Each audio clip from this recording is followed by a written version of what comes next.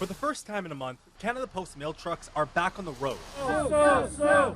Solidarity! Mail delivery in Canada came to a halt when tens of thousands of workers across the country went on strike after failed negotiations between the Canadian Union of Postal Workers and Canada Post. But last week, after increasing calls for an intervention, the federal government ordered all 55,000 workers back to work.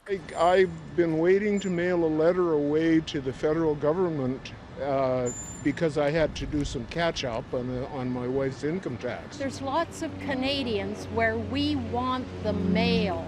I want to be able to send cards. The big question now is, when will packages be delivered? Workers inside Canada Post tell me that small parcels and cards may take around a week or so to get to most destinations within Canada, meaning they'll arrive around Christmas Eve. However, that's not a guarantee because Canada Post still needs to organize the backlog of orders.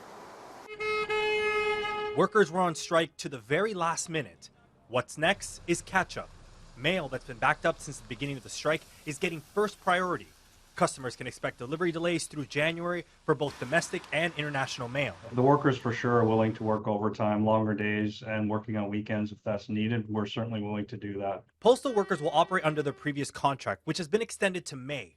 The union and the company have agreed to a 5% increase until that time. But the battle isn't over yet. Yeah, I don't see this as a defeat. I see it as sort of being knocked down in the ring, and that's time to get back up and fight again. Lorenz says the strike shows just how important postal workers are, especially to rural communities. The smaller communities especially are really going to be bombarded with parcels that have been on hold.